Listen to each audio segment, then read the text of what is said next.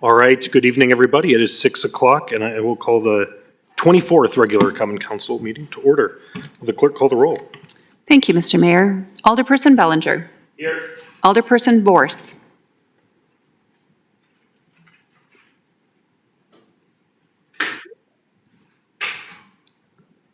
They're both on. Alderperson Borse.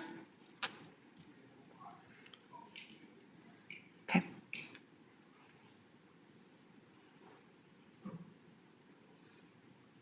I think we have to allow them to be able to unmute.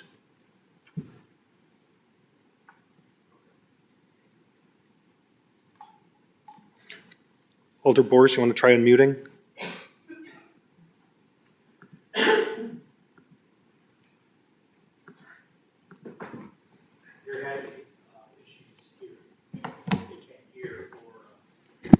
All right, let's continue with the roll. Alderperson Close. Here. Alderperson Decker. Here. Alderperson Gravine. Here. Alderperson Heidemann. Alderperson Menzer. Here. Alderperson Mitchell.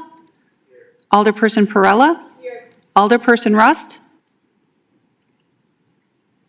Here. Alderperson Borse. Here. There are 10 present. All right, there we go. Thanks. Could everyone please stand for the Pledge of Allegiance? I pledge allegiance to the flag of the United States of America and to the republic for which it stands, one nation, under God, indivisible, with liberty and justice for all.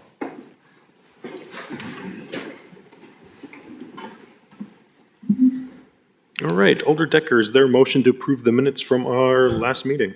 Thank you, Mayor. I move to approve the minutes from the 23rd regular council meeting held on March 2nd, 2026. Second. Moved and seconded. All those in favor of approval of the minutes, state aye. Aye. Any objection? Minutes are approved. Resignations, City Attorney. Ed Zurich from the Board of Zoning Appeals, effective immediately. Sarah Stemper from the Historic Preservation Commission, effective immediately. Thank you. Alder Decker. Thank you, Mayor. I move to accept and file. Second. Moved and seconded. All those in favor of accepting and filing, state aye. Aye. Any objection? Any objections? Those are accepted and filed. City Clerk, anyone for public forum this evening? Yes. First person on the list is Lisa Salgado. Great. Lisa, if you want to come up, introduce yourself, name, address, item you're speaking on. You'll have 5 minutes. Lisa Salgado, 4th Street, items 28 and 32. Dear Common Council, I have serious concerns about the second draft of the zoning ordinance. First, there was never a resolution approving the $60,000 to $70,000 paid to Von Briesen to rewrite the zoning ordinance. Who requested this work and who approved it? The proposed changes are mostly new procedural and administrative rules, not zoning changes. They shift decision-making power away from elected officials and into the hands of one city staff person, while reducing public oversight and citizen input. This is not open government or a democratic process. On page 5, the decision chart shows, under zoning compliance review, city staff can approve projects if they meet ordinance standards and do not require a zoning change or conditional use permit. This means industrial and commercial projects, including potentially data centers, could be approved without a plan commission vote, without a common council vote, and without a public hearing. Data centers can be interpreted as industrial use and allowed anywhere labeled industrial on the map. Yet the ordinance does not regulate data centers. As far as power generation, water usage, cooling systems, backup generators, emissions, noise, or proximity to residential areas. We are the guardians of Lake Michigan, which is the source of our drinking water and a finite resource. Yet in this draft ordinance, there are more detailed regulations for landscaping plants than for data centers. Public hearing provisions on page 7 also reduce transparency. Notices can be considered valid even if residents never receive them. Errors in notices may not invalidate hearing, and hearings can be moved without republishing notice. This draft concentrates too much authority in administrative staff and removes important oversight from elected officials and the public. If updates are needed for things like chickens or accessory dwelling units, those can be addressed through targeted amendments rather than a full rewrite of the zoning ordinance. My request is simple. Stop this ordinance and keep zoning decisions where they belong with elected officials and the public they represent. Because once authority is taken away from the public, it is very difficult to get back. I would like to challenge the city's timeline for the Gartman project. The first housing study was done April of 2021 by MSA Professional Services. They said that we needed 727 to 1,738 new housing units by 2030. December 23rd, we had a pre-development agreement with Pelton for Gartman Farm. March 2024, TIDs 21 to 24 were approved, and it was not until June of 2024 that Kristen Fish Peterson, who did Baraboo's housing study, came up with the number of 5,200 housing units. This was based on the same 2020 census. But regardless of the housing study, this does not meet state law TID regulations. The city has still not released Pelton's pro forma as requested by FOIA request to prove why citizens need to give land away for $1 a parcel after we already paid $5 million for the property. The city has still not told us how this greenfield market rate housing project meets state TID requirements. The residential TID bill has not become law yet. We are building houses that Sheboygan residents cannot afford to live in, which defeats the purpose of building workforce housing. We are also using an out-of-town developer to directly compete with our local builder, Werner Homes, in the same area. There is a red flag. Who is NBT? Citizens deserve to know who the secret investor is receiving public funds.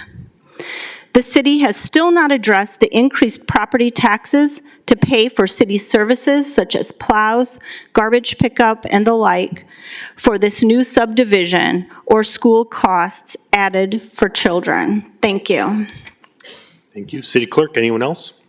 The next person. Oh, sorry. The next person is Peter Jacobs. All right, Peter.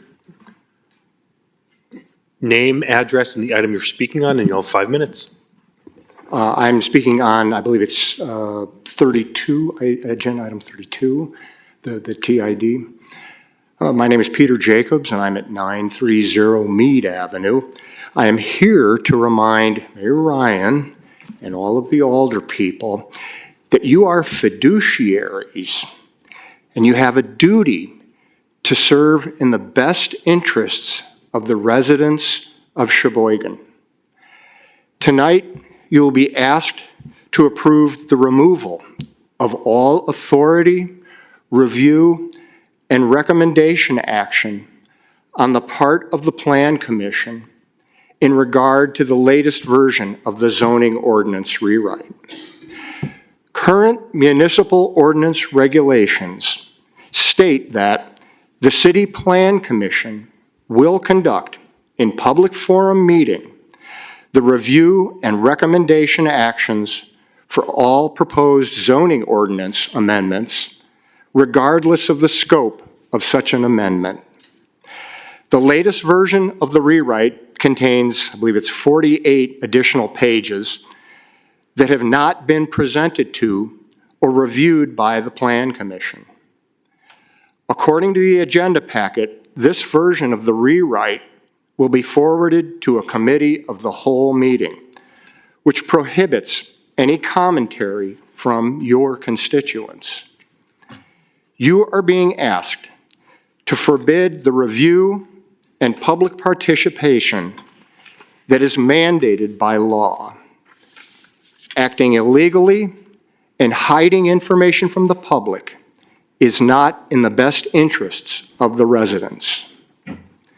You will also be asked to approve the TID 23 development agreement. Wisconsin statutes prohibit TID project awards for greenfield residential subdivisions, such as that planned for the Gartman Farm acreage. Statutes also prohibit developer proposals consisting of 100% residential land use development, as appears in TID 23. The contract was awarded to an out-of-town developer without seeking competitive bids, and specifies that the city will spend $100 million to subsidize the development.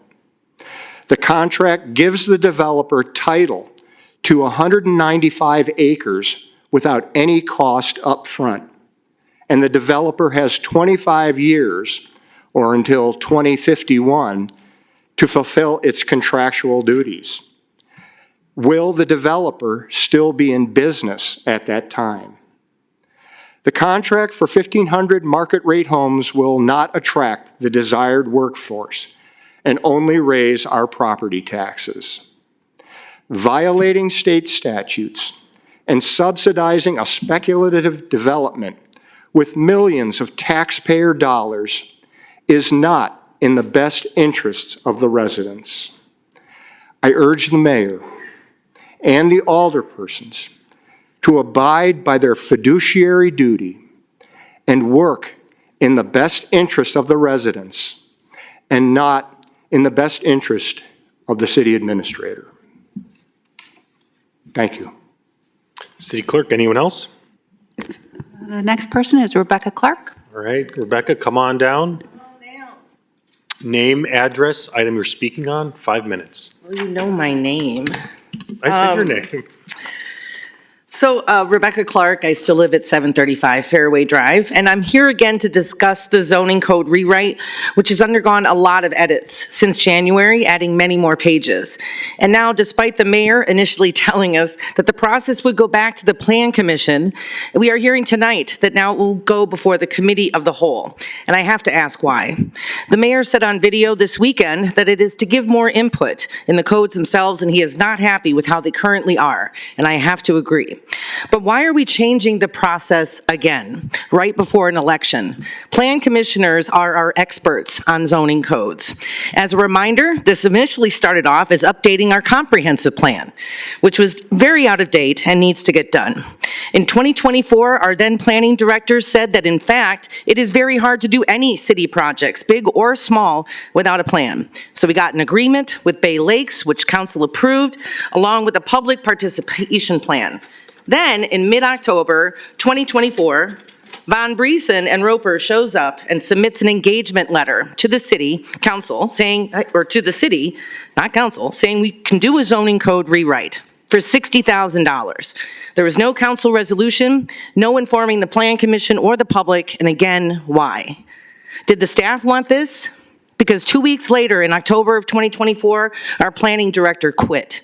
And then we see a lot of bills from Von Briesen to do the work on the zoning code update. This is a whole chapter rewrite, not amendments. And I've heard that the comprehensive plan timeline was waylaid because of staffing turnover. However, this did not slow down Von Briesen, who had their many, many visits with staff and the mayor that we all paid for. And when the rewrite was finally introduced, residents became very interested, and not just about landscaping and lighting and housing, et cetera. It was also because of a concern about hyperscale industrial companies that have a growing interest in our region. We wanted to be ready for these developments that could have changed the character of our city for years to come. And we're seeing this just down the lake. And when Mr. Sam Schultz from Von Briesen told the Plan Commission that he has a lot of experience with data centers, he was not kidding. Mr. Schultz from Von Briesen also works for the Village of Mount Pleasant as their full-time planning and development director and has for over 9 years. Now, Mount Pleasant has seen a lot of development, and they too recently also redid their entire zoning code. But if the goal here is for more input, and ultimately more input from our Plan Commission and a public hearing, that's great. Yet there is still the issue of our comprehensive plan. Things have sped up a little bit with the comprehensive plan with another update to the Bay Lakes website since January.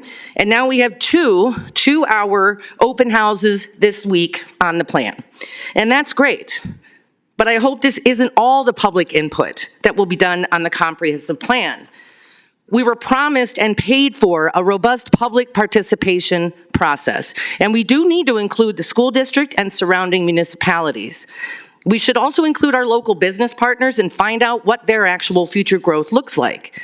I've seen there is a draft plan out there, and does Bay Lakes now simply write a plan to match Von Briesen's zoning code and map? Ironically, the code must be consistent with the plan, which is why this feels so backwards. I also see there is a steering committee listed on the draft plan, and that's fine that it's mostly city staff. However, what about a more diverse panel or some more targeted steering committees? Did council give input into this draft plan? Your name is on it. We aren't really going to just do a 2-hour meeting for a 20-year plan.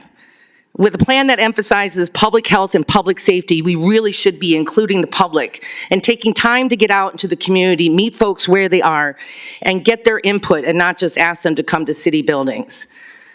These changing timelines and abandoned promises really make it hard for me to know who has the bigger influence at City Hall. Is it the people or special interest groups? Thank you. Thank you, Rebecca. City Clerk, anyone else? The last person on the list is Sam Malay. All right, Sam? Name, address, item you're speaking on, and you'll have 5 minutes. Okay, thank you. Yes, I am Sam Malay. I live at 1405 North Avenue in Sheboygan. Also own a business at 925 North 8th Street in Sheboygan, and I am speaking today on items 18 and 17. And I'm speaking to you as a concerned citizen and business owner in the city of Sheboygan this evening. I was only today made aware of tonight's agenda item concerning a special assessment in Parking District 1. As a new business owner in that district, I am not yet totally up to speed on all of the parking assessments in that area, but am working on it.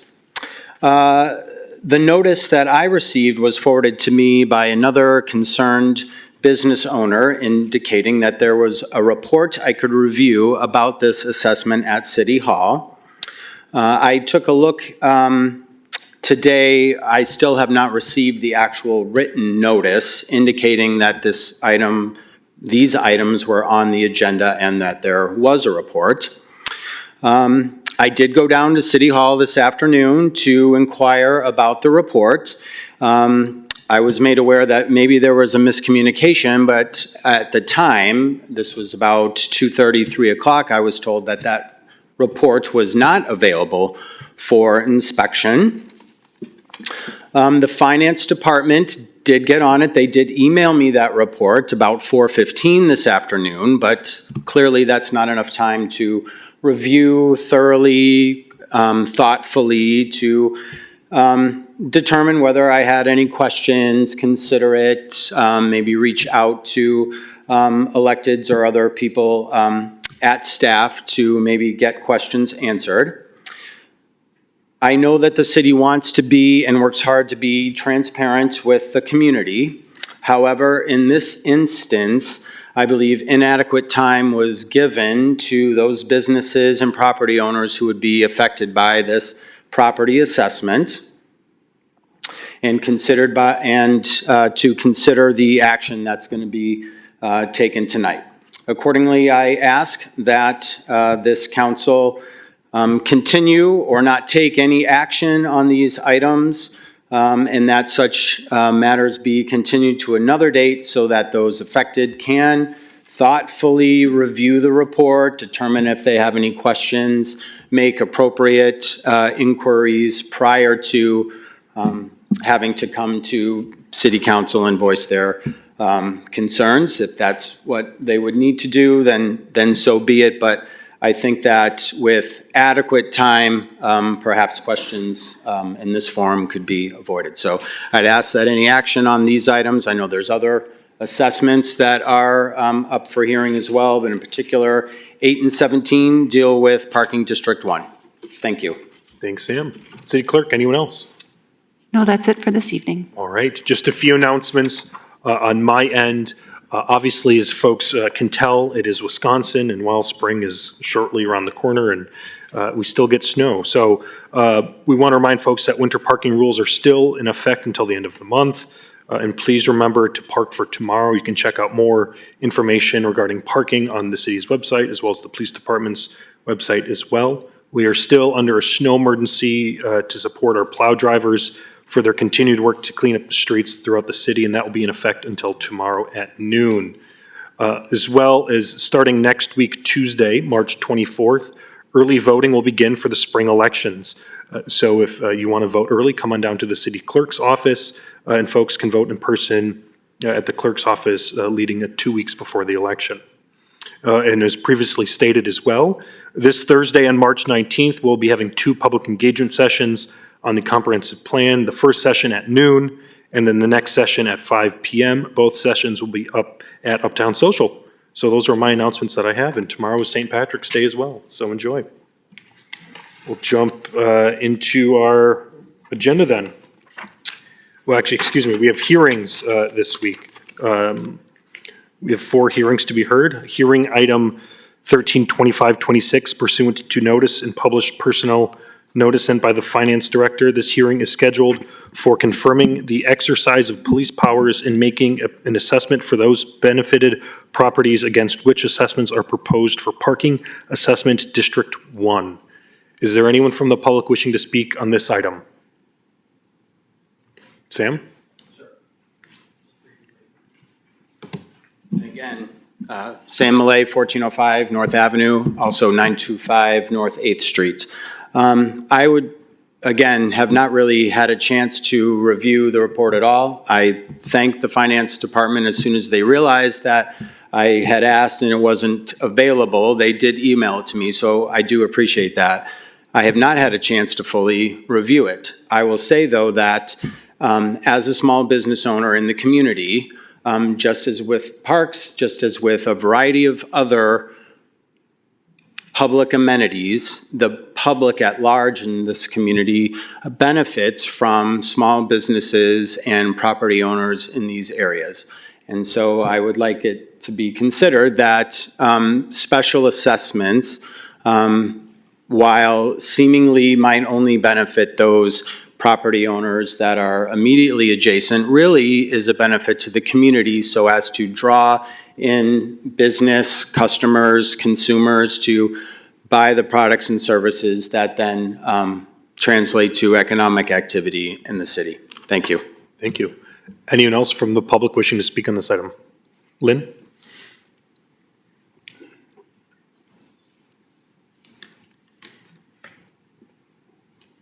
Lynn Podian. Name and address. I'm already on it. Lynn Podian, 1919 North 6th Street, Sheboygan, Wisconsin. I just like to share the letter I sent to Michael today. Is that okay, Michael? Okay. My husband and I received this letter about parking assessment on Saturday, March 14th, for a meeting on Monday, March 16th. Side note, if I hadn't been at my business on Saturday, I wouldn't have known this. There was no information about where to go to see the assessment laid out, just come to a common council announcement.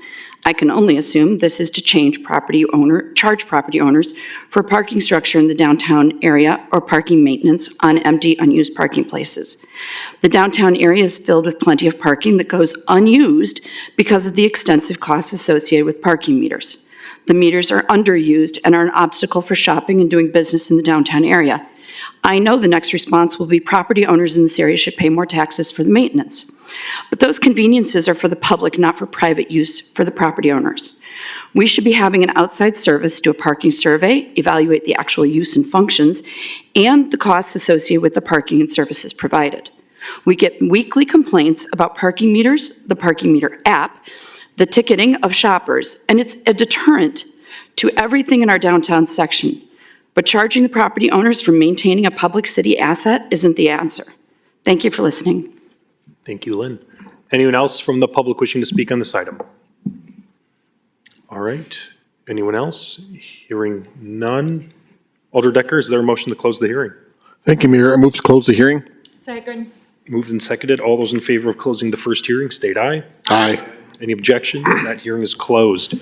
Next, hearing number 142526, pursuant to notice published in personal notices sent by the Finance Director. This hearing is scheduled to confirm the exercise of police powers in making an assessment for those benefited properties against which assessments are proposed for Parking Assessment District Number 2. Anyone wishing to speak on this item? Anyone wishing to be heard? Hearing none. Alder Decker. Thank you, Mayor. I move to close the hearing. Second. Moved and seconded. All those in favor of closing the hearing, state aye. Aye. Any objections? That hearing is closed. Next, hearing number 152526, pursuant to notices published and personnel notices sent by the Finance Director. This hearing is scheduled for confirming the exercise of police powers and making a parking assessments for those benefited properties against which assessments are proposed for Parking Assessment District Number 4. Anyone wishing to be heard on this item? Anyone wishing to be heard? Last call. Anyone wishing to be heard? Seeing none. Alder Decker. Thank you, Mayor. I move to close the hearing. Second. Moved and seconded. All those in favor of closing the hearing, state aye. Aye. Aye. Any objection? That hearing is closed. Item 11, hearing number 162526, pursuant to notice published in personal notices sent by the Finance Director. This hearing is scheduled for confirming the exercise of police powers and making an assessment for those benefited properties against which assessments are proposed for Parking Assessment District Number 5. Anyone wishing to be heard on this item? Anyone wishing to be heard? Seeing none. Alder Decker. Thank you, Mayor. I move to close the hearing. Second. Moved and seconded. All those in favor of closing the hearing, state aye. Aye. Any objection? That hearing is closed. All right, consent agenda, items 12 through 25. Alder Decker. Thank you, Mayor. I move to accept and file the report and adopt all resolutions. Second. Moved and seconded. Any discussion on any of the items in the consent agenda? Alder Close. Yes, I would like to address items 17 through 20, the parking assessments. If this would be directed towards Director Krieger, if you could please explain the process of how the notifications have gone out, how the report is created, how people are notified, things like that. Finance Director. Sure, I'm happy to do so. The city is required to post a public hearing notice in the Sheboygan Press as the city's newspaper. So we did do that several weeks ago, and that same notice is what got sent to each property owner. I do understand if Sam did not get the notice, if he can confirm a mailing address with us, that would be appreciated. But this is an annual recurring item. It is according to the municipal code and what is laid out for each parking assessment district.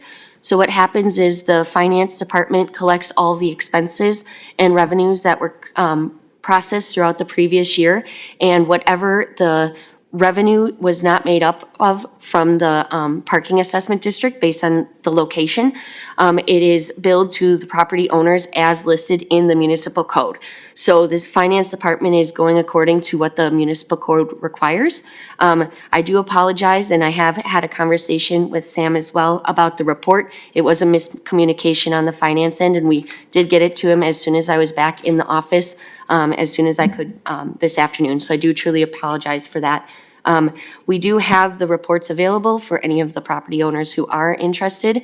I will say that it is according to the municipal code, so it is taking that exact calculation and putting it through. So it is an annual item that we do every year, and it is that annual reconciliation that occurs in order to create those bills. Thank you. Follow-up, Alder Close. Yeah, and could you also clarify how the funds from this assessment are being used? Sure, so that is also required in the code, so it's for maintenance and operations in order to maintain those parking spots that are in those different parking assessment districts.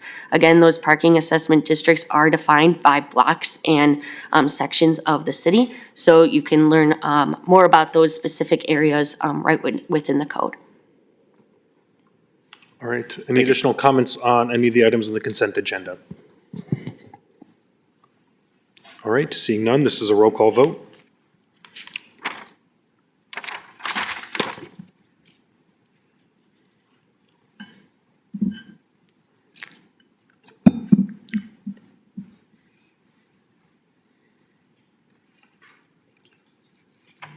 Alder Rust?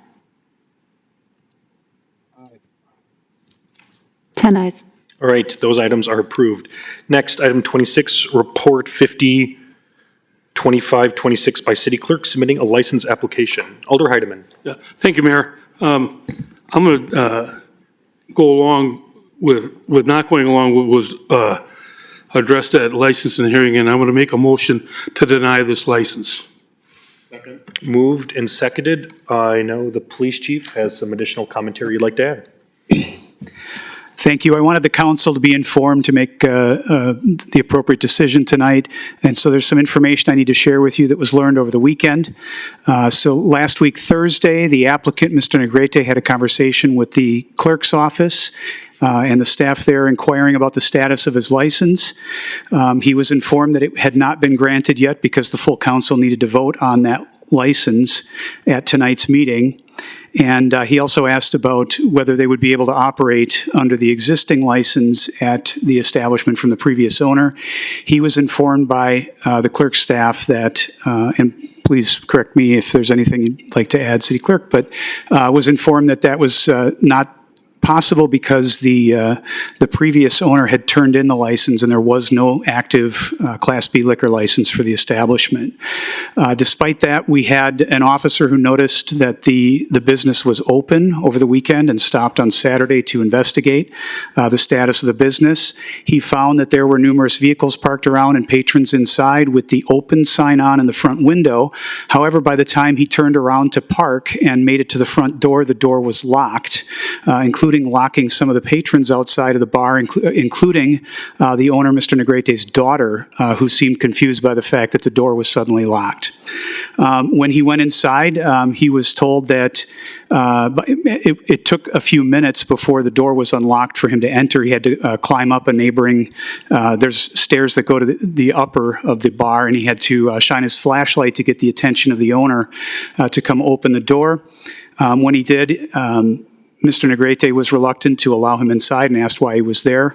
When he went in, he observed that there were patrons that were eating food. He did not observe any alcohol out, but he did see that there were essentially mixers in the bar rail for the purpose of making what his assessment was making mixed drinks. Later that evening, an officer stopped back to check just before the bar closed and observed that there was alcohol behind the bar on shelves. This is a violation since there's no active liquor license. They can't have any liquor in the establishment. Secondary to that, the officer also was able to observe that there were gambling machines that were active in the establishment. Under state law, only establishments with Class B licenses are allowed to operate up to 5 gambling machines. In the absence of a Class B license, the violation is either a state misdemeanor or felony as a violation of Chapter 945, the criminal statutes, which we are continuing to investigate. This obviously all happened very recently, and reports were just completed this morning. I just want to read one other thing.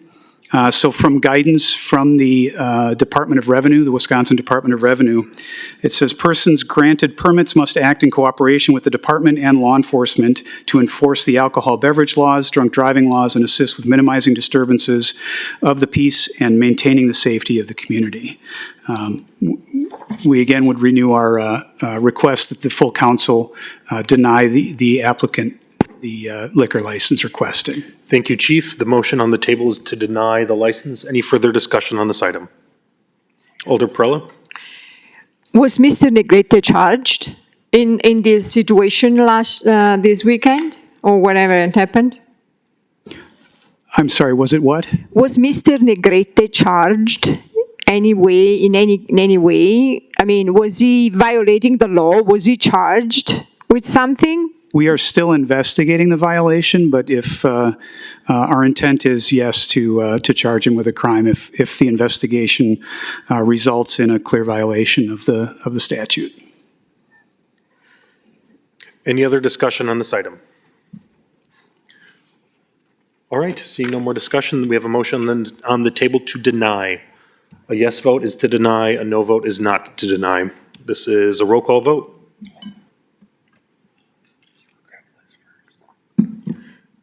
City Attorney? Sorry, before we move into voting, I would just ask that the motion explain the reason for denial.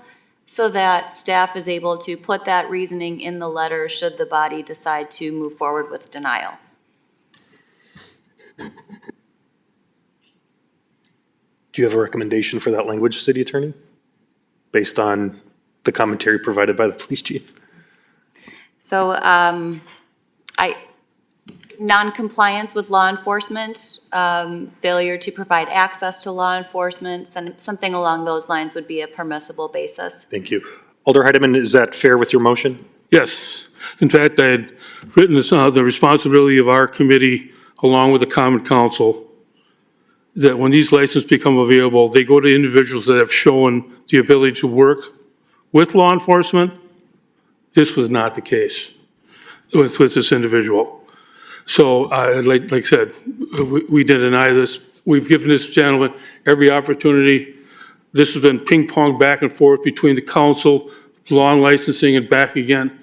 Obviously, we've had a lot of questions about it, and I'm sure what's happened over this last weekend kind of shows you that he's not intending to follow the law. So, again, motion to deny, and it's because he doesn't cooperate with the police department. All right, thank you. All right, we'll open up the roll call vote again.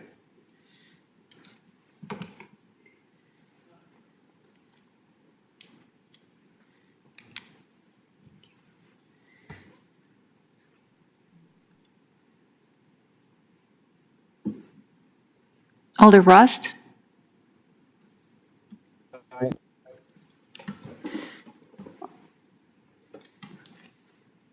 Alder Heidemann? Thank you. 10 ayes. All right, that motion has been approved. That license has been denied. Next, resolution number 195-2526 by Alders Mitchell and Prella, authorizing the appropriate city officials to sign the January 1st, 2026, December 31st, 2028 contract between the City of Sheboygan and the Amalgamated Transit Union Local 998. Alder Mitchell. Thank you, Mayor. I move to adopt the resolution. Second. Moved and seconded. Under discussion, City Attorney. Thank you. Thank you. Director Mink is not available this evening, so if there are any questions regarding this contract, I'm here to answer them. Thank you. Under discussion, any discussion on this item? Seeing none, this is a roll call vote.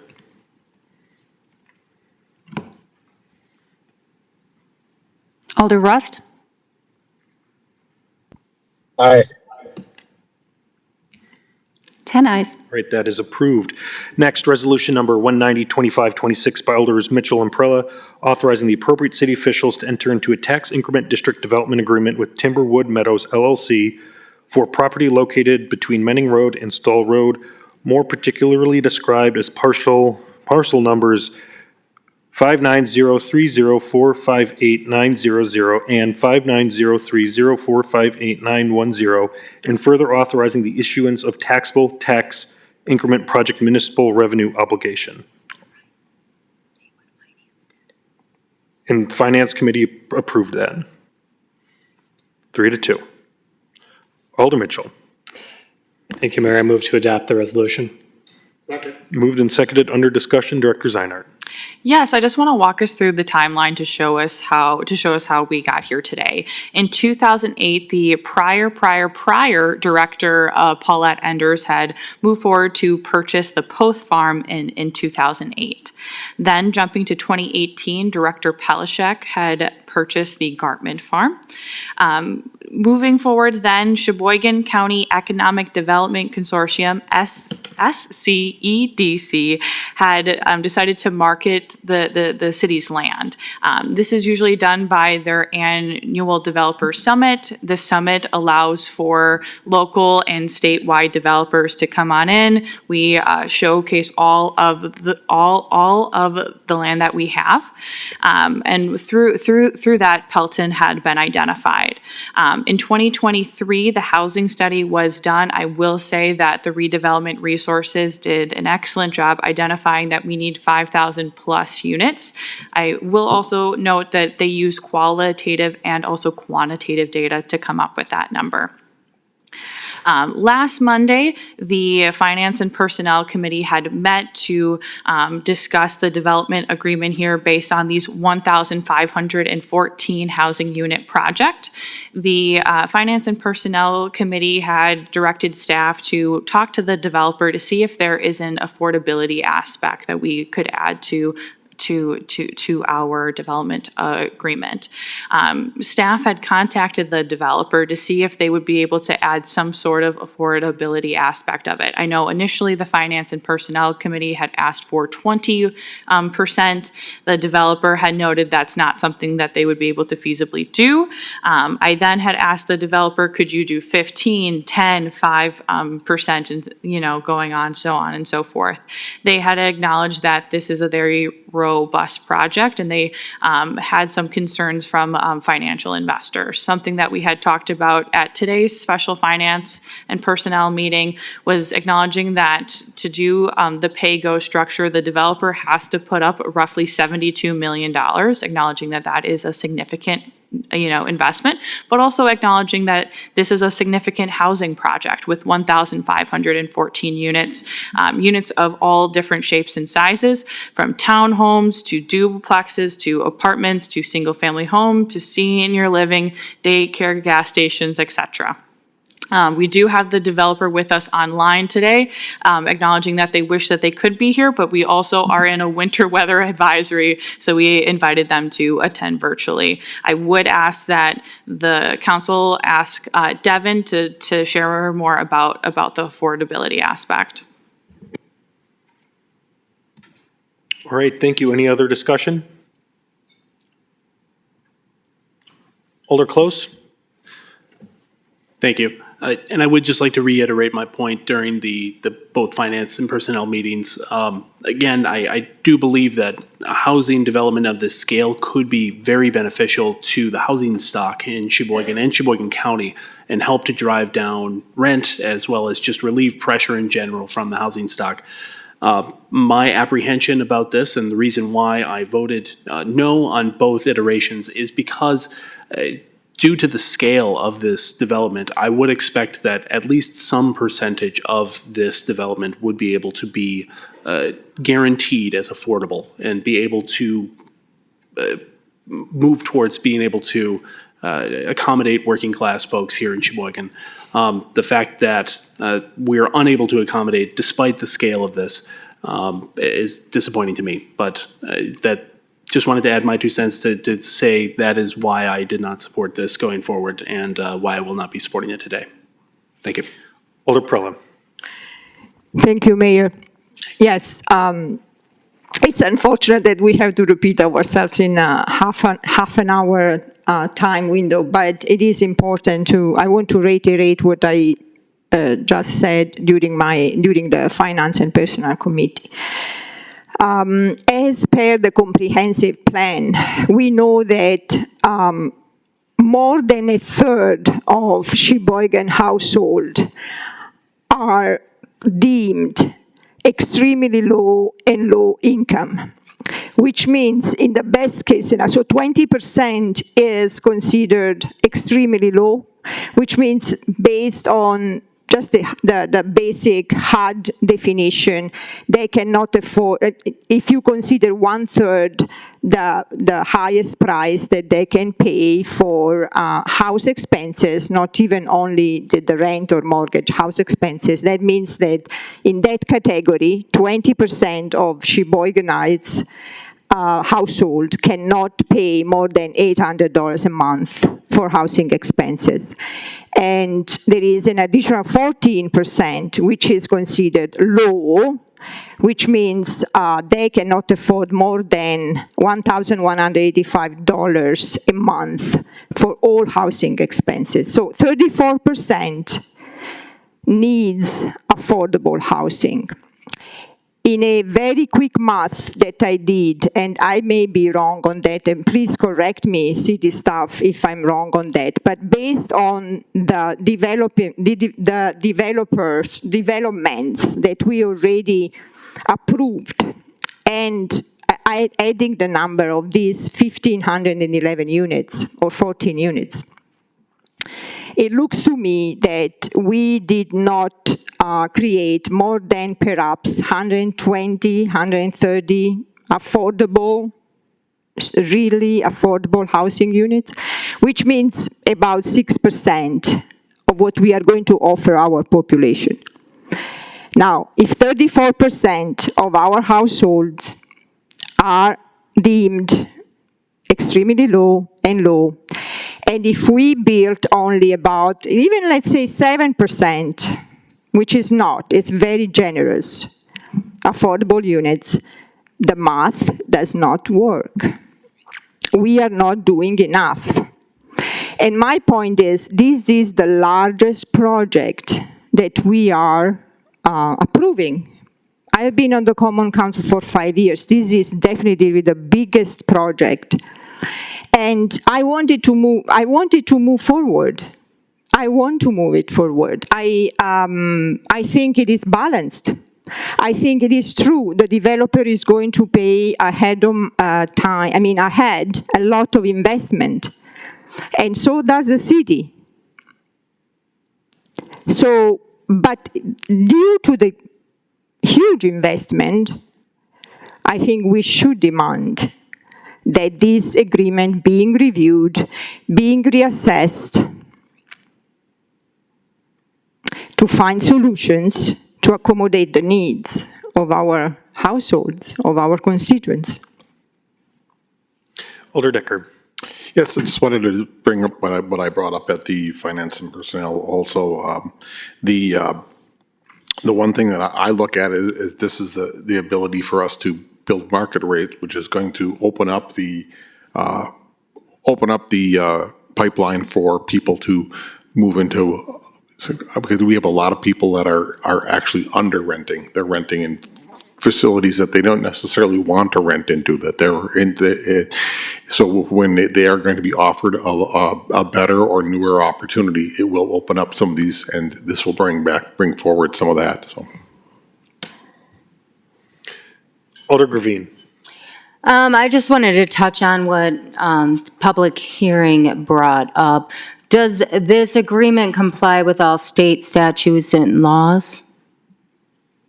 City Attorney. Yes.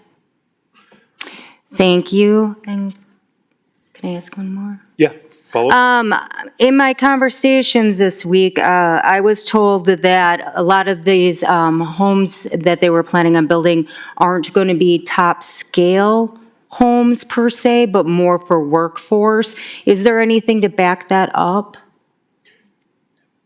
Devin, did you get that? Or Devin or Taylor? Yeah. Devin? I got it. I don't have my camera on because the Wi-Fi is not keeping up with the video, but can you hear me okay? It's a little spotty, but we can sort of hear you. Okay. So, yes, I don't think we're planning to sacrifice quality in the housing. We are providing smaller lot sizes and smaller floor plans to hit that quote-unquote workforce attainable housing. There's a lot of definitions about what workforce housing means, but we don't mean it to be lesser quality or anything like that. We're just trying to make it attainable for the broader community. Thanks, Devin. Alder Gravine, any other follow-ups? Would you have a guesstimate of what percentage of the residents in Sheboygan would be able to afford one of these homes? Yeah, I think we're well below the 30% of median household income that's deemed affordable or attainable for housing costs. To give some perspective, I guess the single family and duplex, our twin home product you might see on the master plan if it's in front of you, we're planning to list those between $325,000 for the twin home units and somewhere between $350,000 to $450,000 on the single family homes, depending on the size of the floor plan. Thank you. So definitely targeting the missing middle housing product that, like Mr. Decker, I think, said, was to pull people out of the more affordable older homes and increase the housing stock. Thanks, Devin. Any other discussion on this item? Alder Bellinger? Thank you, Mayor. This would be directed to Administrator Bradley or Director Zeiner. Recently, we completed a lower income housing development Gateway, which is right off of 14th, I believe, in Erie by Burger King. I'm just wondering, there's 44 units there. I'm guessing the demand for this is going to be incredible. So does anybody know how many applications there have been? There's 44 units. I'm guessing there's probably 200, 300, 400 applications for these, or does anybody know what the demand is? Director Zeiner? Absolutely. The day that the apartment was available, the property manager had shared that they had received 45 apps acknowledging that there are 44 units. With it being a Section 8 apartment complex, they do have to go through and individually confirm people's salaries and income. Thank you. Alder Bors? Thank you, Mr. Mayor. I had some discussion earlier today via email with Director Krieger about the evaluation of the the 12% rule, I guess is what I will say, with TIDs that we must adhere to when it comes to the evaluation of city property, and where we are within that measurement in order to ensure that we don't exceed that 12% rule, because this obviously is going to be an enormous project. The associated TIF funds that would be expended on the incentive are significant. And I just wondered if, Director Krieger, if you could talk a little bit about that and give us some insight into what impact opening this TID would have, or applying these funds through this TID would have with that metric. Director Krieger? Sure, I'm happy to do so. The 12% limit actually only comes into play when we're either creating a TID or amending a TID boundary in order to add additional parcels to a TID. So the 12% limit is truly a one-time snapshot of the valuation of the TID when we're looking at potentially adding or amending those boundaries. I will say that it is not based on development agreements. It is based on actual values that have been constructed in those TIDs. So I can say that it would take quite a bit of work in order to project exactly when the 12% limit would become an issue for the city for creating or amending TIDs in the future. But with the valuation that's expected within both the escarpment project and also the other development agreements that have passed to date, that definitely could be a consideration in the future. But again, it is only a consideration when creating or amending a TID boundary. So even if the city is over the 12% limit within TIDs, the city is not going to be in trouble for anything relating to the TIDs. We would just be on a pause on any creations or amendments into those TIDs. Alder Bors, any follow-up? Oh, thank you for clarifying that. And just, I guess, yes, one follow-up. With the estimated value, having to look at that with any future projects for any amendments or any amendments to TIDs or any new TIDs being open, at that point in time, depending on where we are with the Gartman development, we would likely not be able to open or amend TIDs in the near future. Is that correct? Director Krieger? That could be the case, yes. It really depends on how quickly these projects build out and how quickly the valuation ends up on the tax roll. And that would be the determining factor of if we can pass the 12% limit test moving forward or not. All right, Alder Prella. Yeah, I apologize. I can't remember. I didn't hear the numbers that Mr. Coyle was mentioning in response to Alder Gravin. The only thing, and I would appreciate if he could repeat that, but, or if someone else can repeat that.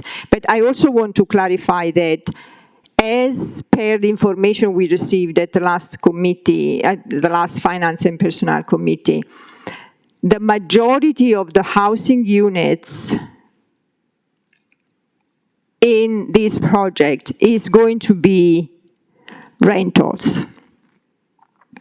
So I don't know, again, what is the forecasted possible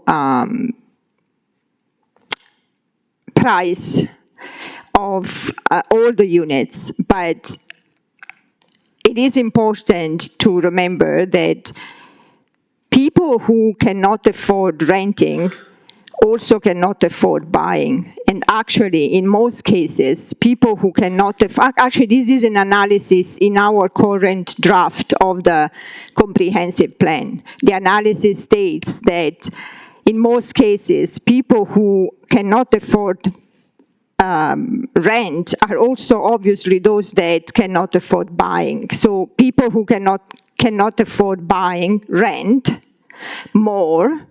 There are also those that decide to rent even if they can afford buying, but the majority of people who rent because they cannot afford buying. And in this case, if I remember correctly, at least 1,000, closer to 1,000 of the units created in this project is going to be rentals. Director Zeinert? Yeah, and Devin, feel free to jump in and correct me. But the number that Devin had shared was that single-family homes would be from $350 to $450. I will say that this is probably the most affordable single-family house to go online that I have seen during my time here, which is just under 1 year. You are absolutely right. The first Finance and Personnel meeting, not our special one, but the one prior, Devin did say that the rental unit would be just over 1,000. I do echo that we need different types of housing units for different types of needs, whether that's personal or also financial. I know that you have mentioned the draft of the comprehensive plan. That is not something that we had shared with Devin yet, acknowledging that we do have the open house. If those who did not hear, this is my plug. Please come to our open house on Thursday, acknowledging that staff will most likely have to change part of it based on that community feedback. All right, thank you. Other discussion on this item? Alder Prella? I just want to follow up.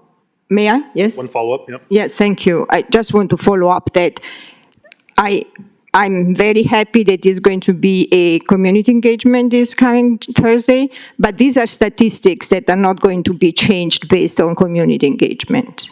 Thank you. All right, additional comments on this item? Seeing no more, this is a roll call vote.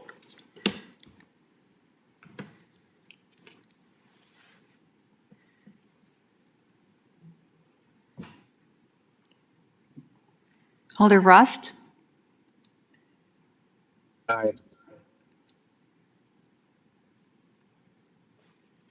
7 ayes, 3 noes. All right, that item is approved.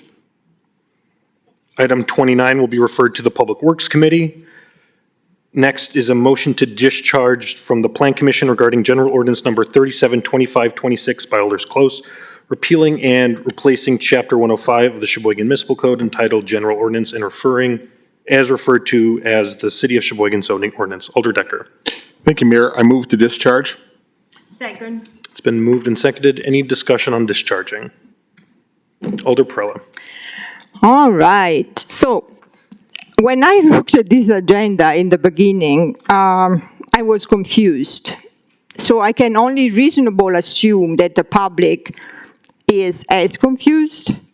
Maybe not, I don't know, but I was confused. And so I would like to invite the city attorney. I can tell what I understand of this, and I would love for the city attorney to clarify it as well. The reason we are discharging the City Plan Commission regarding this ordinance is because we referred to the City Plan Commission the version of the zoning code that has been edited. So in other words, that step at this time is not needed. That doesn't mean that we are going to discharge the Plan Commission from the whole process. Definitively not. We are going to, that's my interpretation. And please, City Attorney, if you don't mind, can you clarify for us? Attorney Majerus. Thank you. Alder Perella, you are correct. There was a version that went to Plan Commission and was brought back to council in January. That document underwent substantial revisions. We had two options to bring that document back forward and keep the progress moving. One would be to try to list out on the agenda every single change that was made. That was untenable. Therefore, the best decision was to file the first document and start with the second document. And the procedural step necessary to do that is to first discharge the Plan Commission on the first document. Thank you so much. All right, other discussion on discharging? Seeing none, this is a roll call vote to discharge the item. Alder Rust? Aye. 10 ayes. All right, that item has been discharged. Now, item 31, General Ordinance Number 372526 by Alder Close, repealing and replacing Chapter 105 of the Sheboygan Municipal Code entitled General Zoning and referred to as the City of Sheboygan Zoning Ordinance. Alder Decker. Yes, I move to file the ordinance. Second. Moved and seconded under discussion. Alder Perella. Just to confirm, we are going to file the first version of the new zoning code because we have an edited version of it, correct? City Attorney. Yes. Thank you. All right, other discussion? Seeing none, this is a voice vote. All those in favor of filing, state aye. Aye. Any objections? All right, that item has been filed. Next, item 32, General Ordinance Number 392526 by Alders Decker and Rust, repealing and replacing Chapter 105 of the Sheboygan Municipal Code related to zoning, and that item will be referred to the Committee of the Whole. Next, we have a presentation, item 33, Sheboygan Public Safety Department Schematic Design Progress Update. Fire Chief, take it away. Thanks, Mayor. Online is Laura Eisnagel from Wendell 5 Bugle. Laura, can you hear me?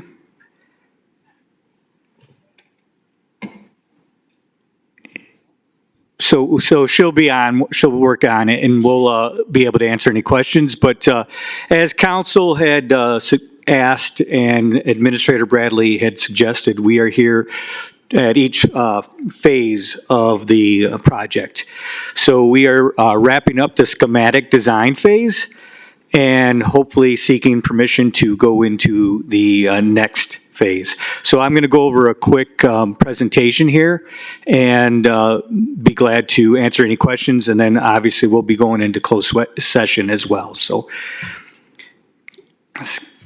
okay, so really this is just the schematic design phase and then what we're going into next. This slide here just gives a timeline of our start working with, when we started working with Wendell 5 Bugle back in 2024 to where we're at today, beginning in the winter and now into 2026, the schematic design phase. So some of the items that were covered in the big picture, right? We went over all the concepts for the floor designs.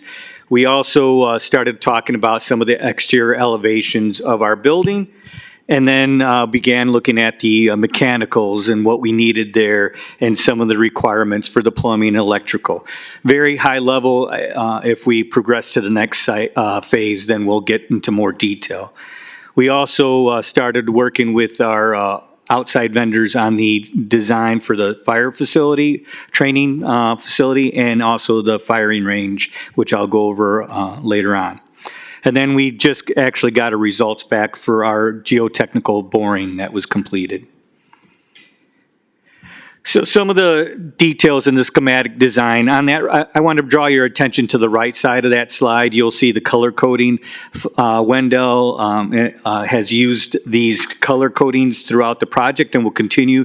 So when we look at things, we can determine what section of the stations or buildings we're speaking of. So it's broken out into administration, training, the apparatus support, the apparatus bays themselves, our living quarters, the way the buildings will flow and where the mechanicals are. So again, it's more like at a 20% level, and then as we continue, we will refine that and get more into detail. So the public safety complex is really comprised of 5 sections. Station 3, the apparatus support bays, the fire training building, the dirty classroom shooting range or firing range, and then the PD expansion. So this slide here just shows you the flow of the buildings. So really how we're going to come in, there's going to be another entrance to the north where the public can use it into that parking lot. So we'll go over that again. But it kind of gives you a little bit of the layout. This isn't exact, but as we continue to progress, we'll have those refined as well. So the current Station 3 headquarters in this design is a 2-story with the first floor being the work floor. So during the day, work hours, everybody's down there working, and then after hours at night, the firefighters would be on the second floor. One thing I do want to reiterate and point out is that the classroom or that training section in purple there is also our EOC, and then will be utilized by the clerks for their elections every year. So we're happy to help them with that. Because we're so early into the design phase or the schematic phase, this elevation for the exterior is really a concept, what we're trying to refine and what it will potentially look like. So working with our architect, this is what they came up with. So far, just some ideas to throw out there, but again, we're still early in it.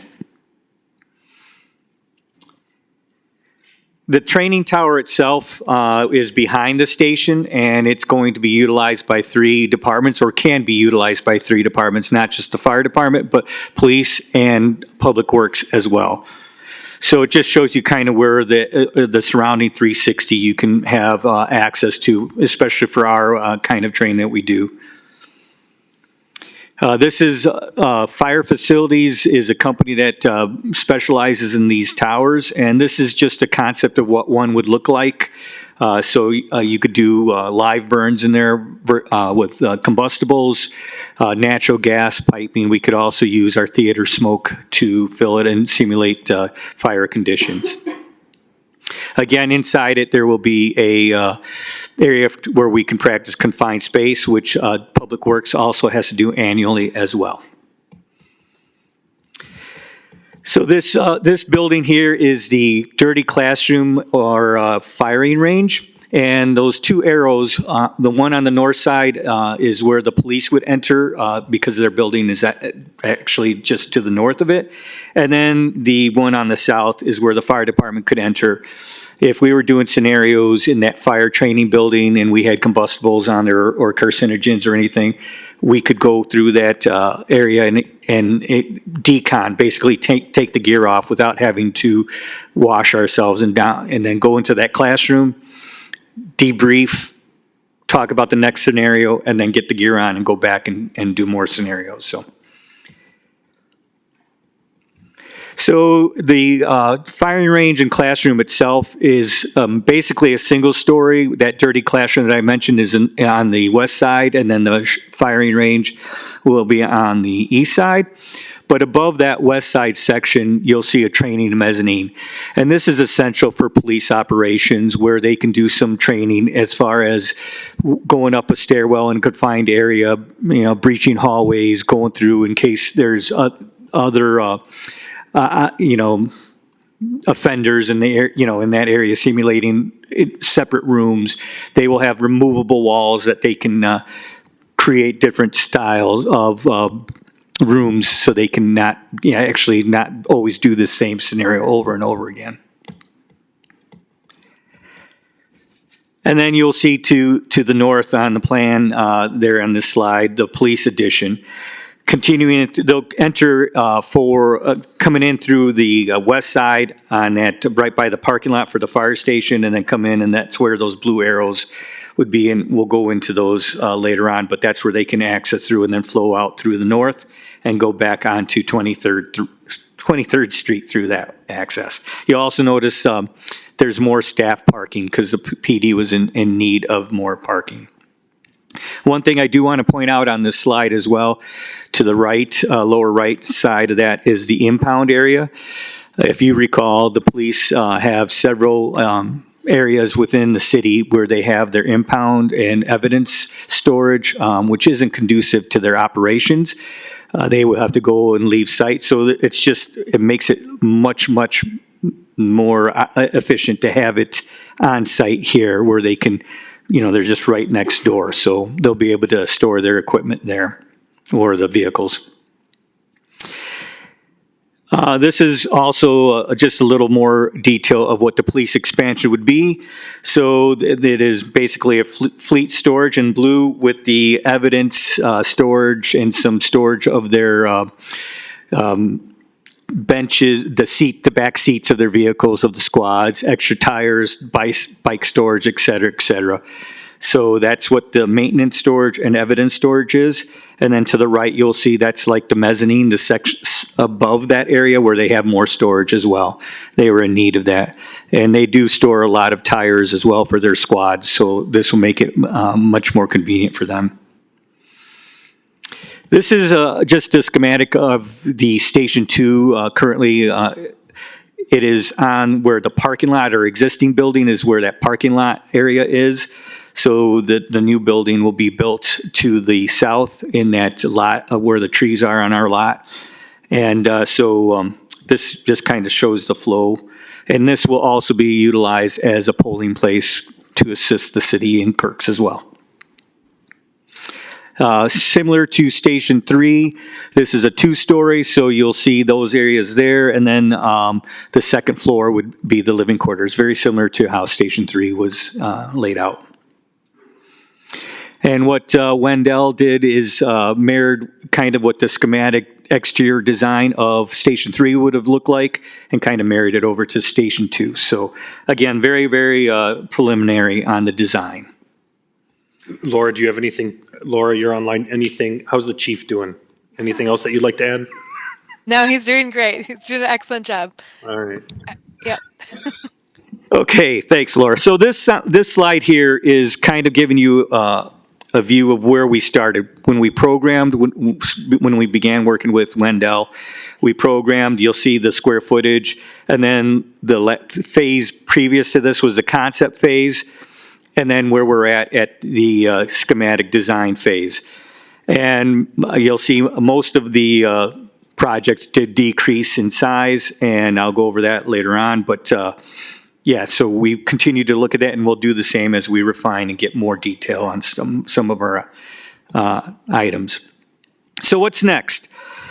So we're here currently between the schematic design and the design development. So we are, after this, we are seeking permission to move to the design development, which will go over to more detail of the buildings themselves, all the projects, specific features, what we need, the equipment inside the buildings, the mechanicals, electricals, the plumbing, a lot of the site layout, how it's going to look with the landscaping, going into the nitty-gritty of the door swings, what door handles, what kind of hardware we're having inside.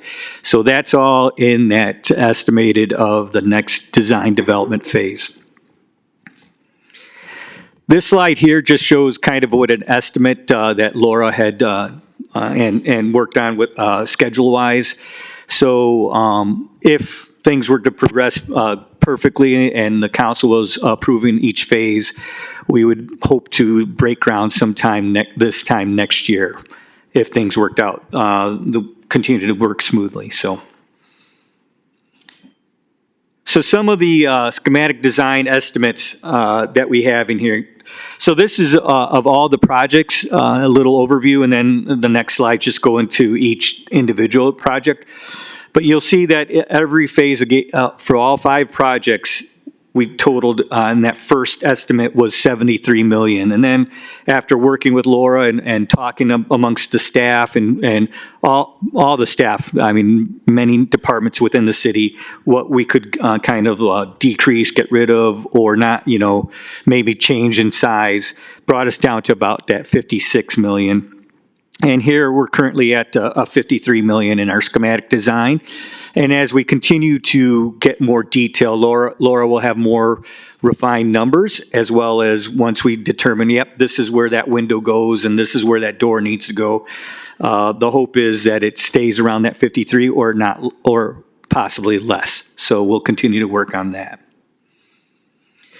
So as I mentioned, these are those slides for each project. One thing I do want you to note that each slide has that 5% and 6% contingency in it. And the reason Laura did that was because obviously in the future we can't determine what the costs will be, so she has to kind of put that contingency in there. And then as we progress, if the council allows us to, we will have those more refined numbers for you. So the hard cost is the cost of doing work, and those soft costs are like those, the fees that we pay for the designs, the architect fees, our geotechnical fees, et cetera, et cetera.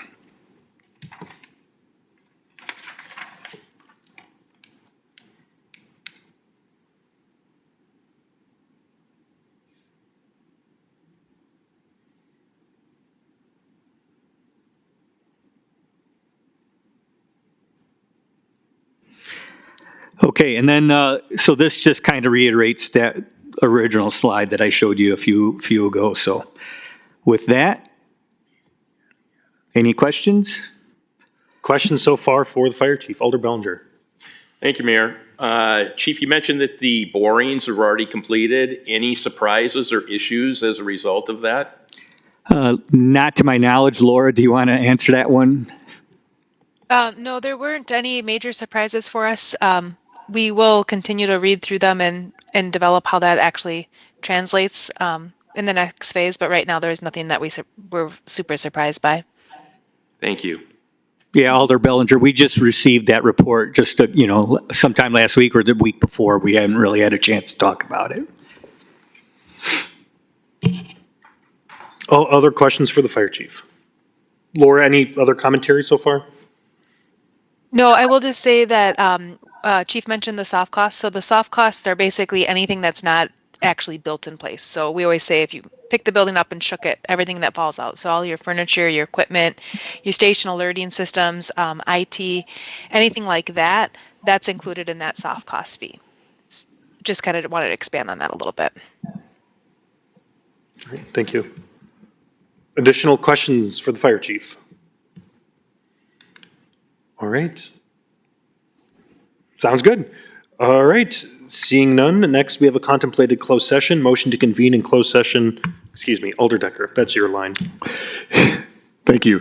Thank you, Mayor. I move to convene in closed session under the exemption contained in Wisconsin State Statutes 19.851D for the purpose of considering strategy for crime prevention, to wit, reviewing and discussing the public safety complex schematic designs progress update. Second. Moved and seconded, roll call vote.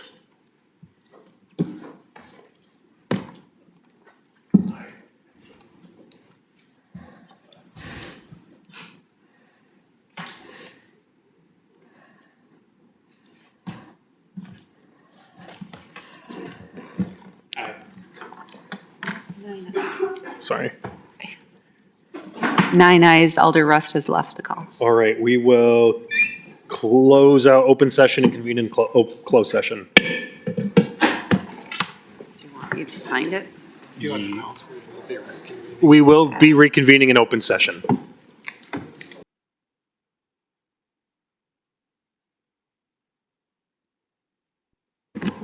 Oh, all right.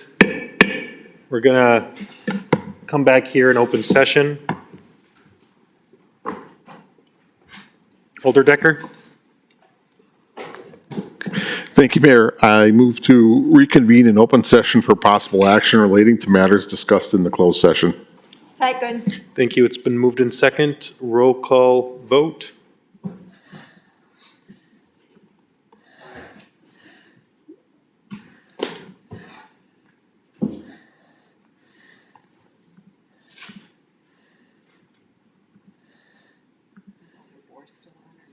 Okay. 9 ayes. All right, we are back in open session. All right, resolution number 194-2526 by Elders Rust and Borse, approving a schematic design for the public safety complex, authorizing the appropriate city officials to continue working with the Wendell Company with design development. Alder Decker. Thank you, Mayor. I move to adopt the resolution. Second. It's been moved and seconded under discussion. Seeing none, this is a roll call vote. Aye.